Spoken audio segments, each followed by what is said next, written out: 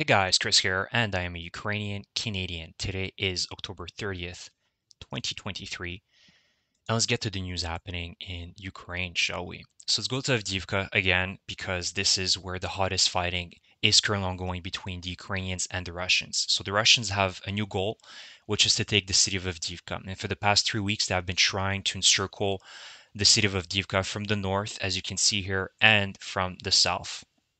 And so far, I can say with confidence that they have not been successful at pushing and having huge gains and having breakthroughs. So the Ukrainians have been able to hold off the Russians in the north and the south, despite the amount of resources and men that the Russians have thrown at the Ukrainian defenses here. And so far, the latest update gives us about 6,500 Russian casualties alone in the last 3 weeks in this direction, and up to 125 armored vehicles lost for Russia. So this is pretty catastrophic. But yet again, don't underestimate the Russian forces. They still have hundreds, if not thousands, of different APCs, including BMPs, BTRs, and other different types of tanks that they can throw in this front line alone. And so, what the Russians were able to gain was some few fields south of Krasnohorivka. So now we're talking about the north of Avdiivka. So this sort of industrial open field area called the Terrakon, where the Russians have been able to capture some ground, but now they're stopped. They have been stopped at the railway line that divides Krasnohorivka and the village of Stepov and Berdichi. So I would start raising concerns if the Russians manage to capture the village of Stepove, because this would allow the Russians to reinforce their positions, obviously, in the village, because it's a dense urban area, more urban area than a field. And then they can start launching more and more attacks towards other villages like Berdichi, which would bring them closer to encircling the Ukrainians. In reality, the current war in Ukraine is all about capturing settlements. If you capture settlements, you can reinforce your positions and launch further attacks. So the Ukrainian forces cannot allow the Russians to do that here in the north, and the same thing in the south. Right now, the Russians were able to gain a little bit of ground in the outskirts of Vodyane and Opitne, but the Ukrainians can allow the Russians to capture the village of Severne and other villages behind it, because this would bring the Russians closer to Avdiivka, and then they can potentially start throwing more men, and they're much closer to Avdiivka, meaning that it would be much more easier for the Russians to throw more and more meat waves at the Ukrainian defenders in Avdiivka. So far, what is positive is that they have, of course, gained a little bit of ground, a few fields here and there in the south and the north, but they have not been able to capture villages. And for the last 3 weeks, with the amount of casualties that they've been having, it's been pretty bad. So this is very positive for the Ukrainians. And additionally, what has helped the Ukrainian defenders here is, as I've reported in my previous video, is that the Ukrainian forces have transferred some of their forces from the 47th Mechanized Brigade from Orikhiv to Avdiivka, which means that they have also brought some mechanized armored vehicles in this direction. So basically, the situation is pretty stable right now in Avdiivka, so let's hope that the Ukrainian defenders will be able to hold the line. I want to share with you guys as well a screenshot of a video that was released yesterday from Ukraine side, and this is another typical Russian armored, convoy trying to push towards the Ukrainian positions in Avdiivka. And what is interesting here is that the very first sign of a Ukrainian shell hitting a Russian BTR-80, basically the entire convoy starts running away. You can see these Russian soldiers just start abandoning their positions, and they start running away. So this is an indicator of poor Russian morale. And of course, there is poor Russian morale because of the huge losses that they have been incurring in the last few weeks. So that's not surprising.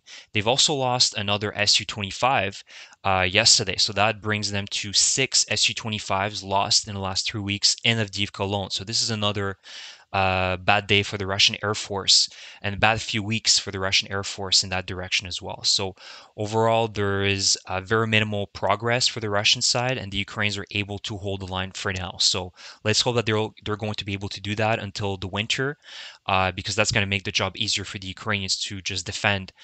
They won't have to worry about favorable weather conditions for the Russians. So they need to at least hold off the Russian attempts for the next few weeks until winter sets in. So overall, the situation is stable right now in Avdiivka. The other update I want to give is in the left bank of Kherson. So the general that was in charge of the defenses of the left bank has been reportedly removed from his position, and his name is General Makarevich. So this is again proving that things are not going so well for the Russians as it was believed to be. And if we look at the left bank of the Kherson direction, in the Kherson direction, you can see that the grouping of Russian forces is quite small in comparison to Zaporizhia or eastern Ukraine. So the Russians have definitely way less forces present here compared to the south or in the east of Ukraine. So this is, a reason why the Ukrainians have been doing a lot of raids in the last few weeks, because they know that this is a very porous area for the Russians. They don't have a lot of forces capable of holding this entire front line. And so the Ukrainians are able to conduct multiple raids, and now there's reports of them even liberating certain villages right by the Dnieper River, which would be a very huge deal for the Russians if the Ukrainians managed to capture a massive settlement and start driving out the Russians about 15 kilometers away from the left bank, because they would be able to start transferring troops and vehicles, armored vehicles, from the right bank to the left bank. So the Russians are definitely concerned about that, because that would be a new front being open. It would be a surprise for the Russians, and that would mean that they would have to start transferring yet again forces that are committed right now in the south to Kherson, which they absolutely don't want to happen, because they just simply don't have enough to do a full offensive in Avdiivka. Huge forces committed right now in the south to hold the line in Orikhiv and Velika Novosilka, and another offensive in the north in Kupiansk and Lysychansk. They just don't have enough right now to also have a lot of forces in Kherson. So this will pose a problem for the Russians if the Ukrainians manage to have a breakthrough here somewhere.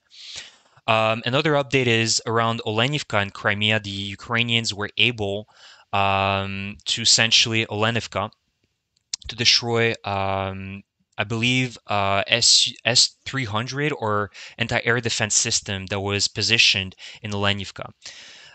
So this is another Ukrainian attack in Crimea that was very effective, and it reduces Russia's capacity to defend Crimea. Again, we know that the biggest thing that Ukraine could do right now is to destroy the Kerch bridge. So far, there haven't been any updates from Kerch, the Kerch bridge, and the Russians were actually able to repair the damage that was caused by the latest attack in July. So the Ukrainians need to destroy or damage partially this bridge to really degrade the Russian capacity to reinforce and move supplies from Russian mainland to Crimea. And in terms of the South, basically nothing has changed in the last 2 weeks. You can see that the fighting is obviously still ongoing, but the Russians just have such a massive amount of presence here in Orikhiv that it makes the job very complicated for the Ukrainians to move forward. Again, the two goals right now for Ukraine is to get to Verbove. So Russians are still saying that the Ukrainians are launching multiple attacks in this direction in Verbove and Novoprokopivka. But so far, the Ukrainians have not been able to capture these two villages. And for Velika Novosilka, it's the same situation. There haven't been any changes in the last few weeks in Velika Novosilka. And as to the north, so when we're looking at Bakhmut, the Russians have started, a small offensive of their own in the south, but they have not been able to push out the Ukrainians from Klishivka and Andriivka. Again, for the Ukrainian forces, step number 2 is to get to Upitne and Odradivka. So the next set of villages and settlements after Klishivka and Andriivka, this would bring them closer to the south of Bakhmut, and it would be the beginning of a partial encirclement of Bakhmut. So the Russians are trying to do some counterattacks of their own, but that's not really working out for them so far. And again, in the north, it's the same situation. I don't even think it's really worth mentioning anything. The Russians have had 0 successes at pushing and having breakthroughs in the north of Kupiansk. So that's the situation for today, guys. That's the map update. Let me know what you guys think about the Avdiivka situation. Do you think a small Ukrainian counteroffensive in the north and the south would be feasible, especially with the transfer of the 47th Mechanized Brigade from Orikhiv direction into Avdiivka, kind of helping out the Ukrainian defenders here? I think it would be necessary to kind of reverse the Russian gains, although they're small. I think it would be a huge blow for the Russians if the Ukrainians were able to kind of push out the Russians out of the Terekon and also a little bit out of the Vodyane direction, Pervomaysk direction. Let me know what you guys think. Thank you again for your support, and I will see you guys in the next video. Thank you, and Slava Ukraini!